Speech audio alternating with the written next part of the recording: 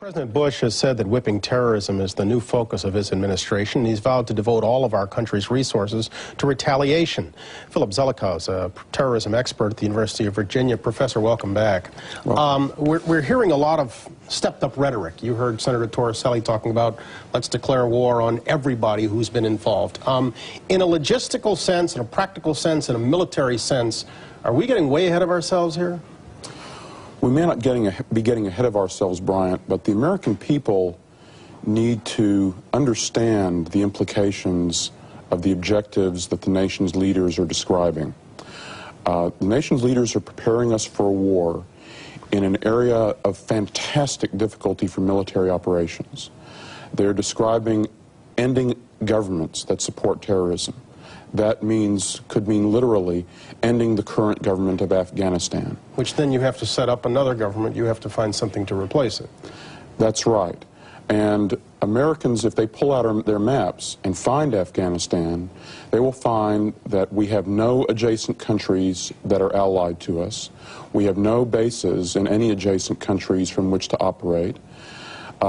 We could hardly pick a country in the entire world in which it would be more difficult for us to launch and mount and sustain the campaign people are talking about. Pakistan on one side, Iran on the other, and obviously neither one is going to be receptive. And former Soviet republics to the north. So none of those very receptive to the deployment of U.S. forces. Pakistan may grant us overflight for airstrikes, and that's one thing, and that may be very important. It may be very important very soon.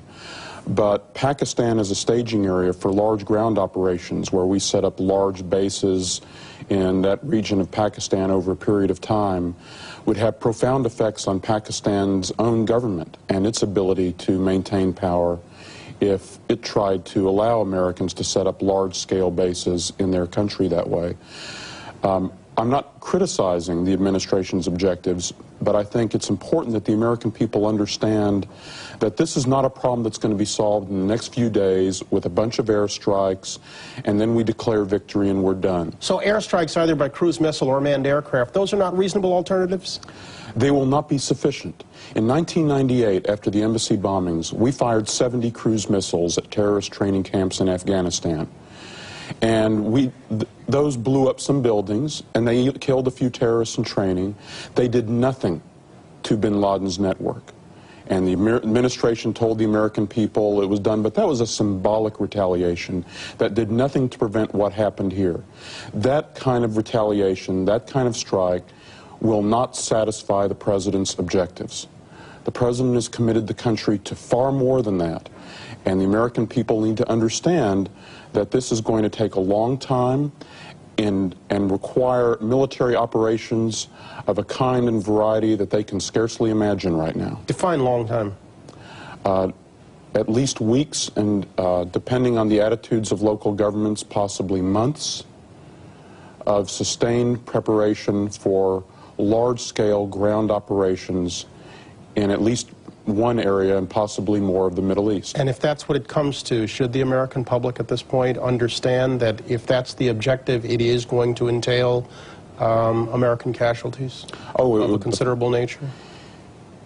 It will entail American casualties. If the country has to invade Afghanistan to overthrow that regime, and Afghanistan has been invaded before, and that's a difficult military problem, and there may well be casualties. The good news is that Afghanistan doesn't have the kind of army that Saddam Hussein deployed.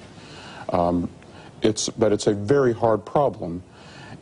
When the president commits us to a sustained campaign, people need to hear what he's saying and understand what he's asking them to be ready to do. Okay. Professor Zelikow, thank you. Thank you. Again.